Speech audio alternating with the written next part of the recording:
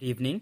मेरा नाम है प्रवीण राजपूत और आज हम जावा प्रोग्राम्स के लेसन नंबर 30 में इस तरीके के पैटर्न को प्रिंट करना सीखेंगे, जिसमें हम हमारे पहली लाइन में 1 2 3 4 5, सेकेंड लाइन में 2 3 4 5, दैट मीन्स उससे पहले हम अपना एक बारी यहाँ पे स्पेस को भी लेके आएंगे।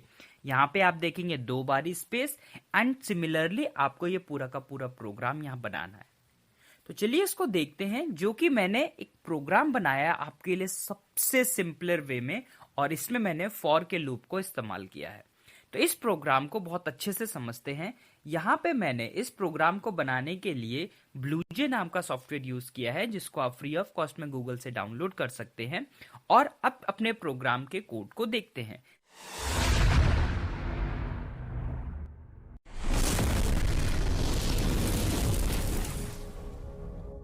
सबसे पहली लाइन में लिखा हुआ import java.util.scanner। ये होती है हमारी प्री डिफाइंड लाइब्रेरी, जिसको हम इंक्लूड करवाते हैं या कह सकते हैं इंपोर्ट करवाते हैं यहाँ पे, ताकि ये प्रोग्राम हमारा यूजर डिफाइंड बन सके। यूजर के थ्रू वैल्यू यहाँ पे इनपुट होगी और उसके अकॉर्डिंग हमारा प्रोग्राम परफॉर्म करेगा। सबसे इंपॉर्टेंट चीज है जावा प्रोग्राम्स में क्लास बनाना और फिर उसका एक क्लास का नाम देना।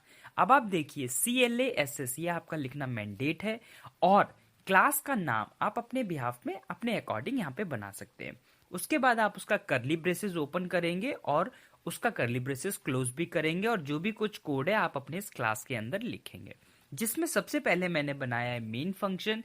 मेन फंक्शन की पहचान आपको पता है, ये MAIN जरूर लगा होगा। अब मेन फंक्शन बना है तो उसके भी कर्ली ब्रेसेस ओपन होंगे और उसका भी कर्ली ब्रेसेस यहाँ पे क्लोज होगा। आगे बढ़ते हैं, ये जो 2 लाइन लिखी हुई हैं, इन 2 लाइन से आप ये समझ जाइए, पहली लाइन का मतलब है जो कि हमारे आउटपुट स्क्रीन पे आएगा कि वहां पे क्या लिखा है। तो सबसे पहले लिखा आएगा एंटर n, यानी कि n की एक वैल्यू इनपुट होगी जो कि आपके इस n नाम के वेरिएबल में आके स्टोर्ड होगी।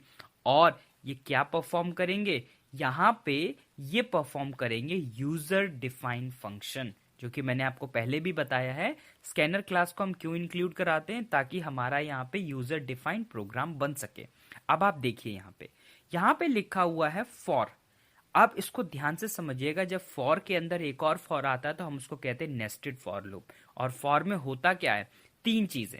सबसे पहले हम एक वेरिएबल को इनिशियलाइज कराते हैं, उस पर कंडीशन लगाते हैं और उसके साथ में इंक्रीमेंट और डिक्रीमेंट करते हैं। तो आप यहाँ पे देख लीजिए, देके रखा हुआ है एक वेरिएबल है i नाम का, जिसका डेटा टाइप है इंटीजर और उसकी वैल्यू है 1।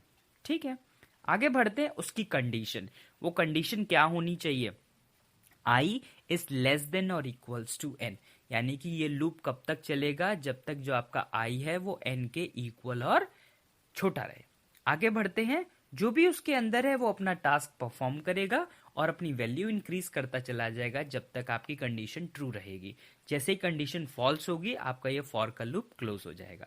इसमें देखते हैं, इस समय आप देखेंगे, मान लेते हैं कि हमारे यहाँ पे यूजर ने 5 वैल्यू इनपुट की है, तो n की वैल्यू हो जाएगी 5। इसका मतलब इस समय i इक्वल्स टू 1 है और यहाँ पे n भी आपका इस समय यूजर के थ्रू हो चुका है इनपुट, और वो है 5।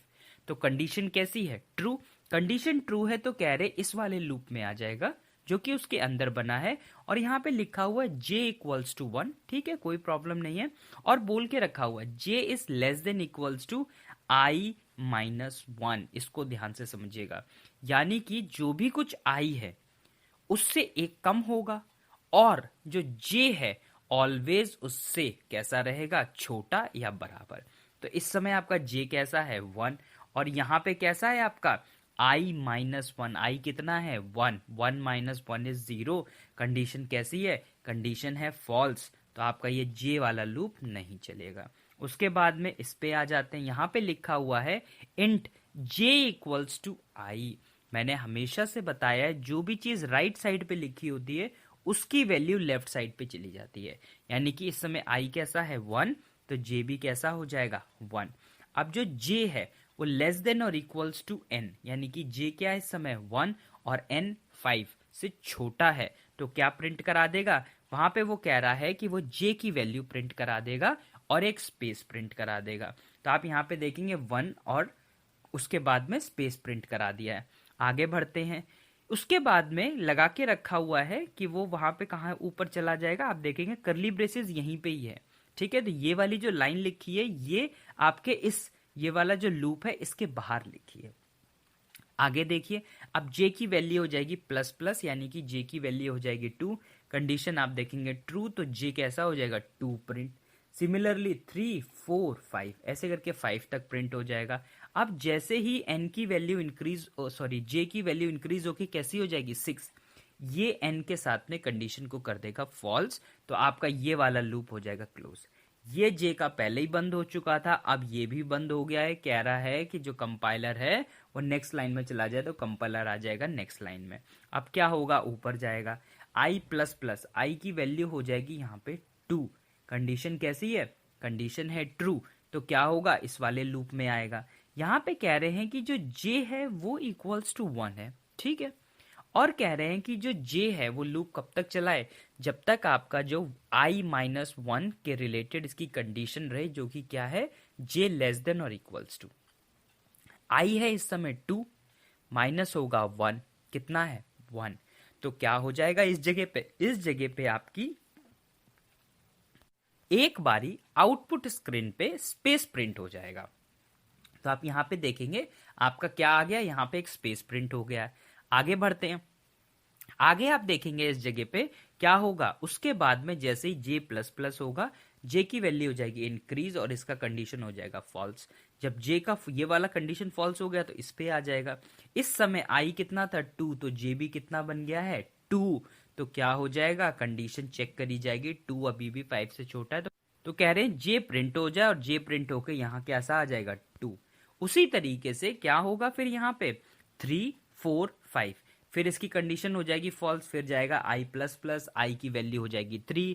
जब i की वैल्यू हो जाएगी 3 तो क्या होगा, यहाँ पे i की वैल्यू 3 होने पे कंडीशन हो जाएगी ट्रू, फिर से यहाँ पे तो 2 बारी स्पेस प्रिंट हो जाएगा, और फिर क्या करेगा 3 4 5 यहाँ प्रिंट कर देंगे। इसी तरीके से 4 वाला भी और 5 वाला भी। अब मैं आपको एक बारी 5 वाला रन करा के दिखाता हूँ। इस समय i प्लस प्लस होके मेरी i की वैल्यू हो गई है 5। ठीक है, i भी 5 है, n भी 5 है, और कंडीशन क्या लगी हुई है, दोनों इक्वल हैं इस समय, तो कंडीशन ट्रू है, यहाँ पे आ जाएगा। कह रहे हैं कि j की वैल्यू है 1, और j का लूप कब तक चलेगा i माइनस 1 तक। i कितना है आपका, i है इस समय 5, यानी कि 5 माइनस 1 4 तक चलेगा, तो j कितना है इस समय 1। ठीक है, तो स्पेस कितने बार, एक बार प्रिंट हो जाएगी, फिर j होगा 2, तो स्पेस 2 बारी, फिर 3 बारी, फिर 4 बारी। तो इस तरीके से आप यहाँ पे देखेंगे 4 बारी स्पेस प्रिंट हो गया। उसके बाद में क्या होगा, जैसे j प्लस प्लस यानी कि j5 होगा, ये वाला लूप आपका कैसा हो जाएगा क्लोज। आप देखेंगे मैंने यहाँ पे कमेंट सेक्शन में भी आपको बता के रखा हुआ कि मैंने कौन सा लूप क्यों यूज कर रहा हूँ। उसके बाद यहाँ पे कह रहे हैं जो भी i है वो j बन जाए, तो i कितना है 5, तो j भी कितना हो गया 5। कंडीशन अभी बराबर है, तो 5 5 कह रहे हैं j प्रिंट हो जाए, तो वहां पे क्या हो जाएगा, सिर्फ और सिर्फ 5 प्रिंट हो जाएगा। उसके बाद में जैसे ही j प्लस प्लस यानी कि j प्लस प्लस 6 होगा, ये वाला भी लूप बंद। फिर कह रहे हैं कंपाइलर चला जाए नेक्स्ट लाइन में, तो कंपाइलर आ जाएगा आपका 6 लाइन में।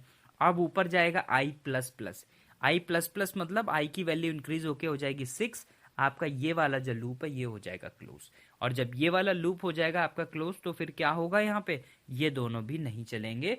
और जैसे ही आप इसको सेव करा के क्लास को कंपाइल कराएंगे, आप क्या देखेंगे, इसको रन कराने के बाद में आपके आउटपुट स्क्रीन पे इस तरीके का आपको पैटर्न लिखा दिखाई देगा।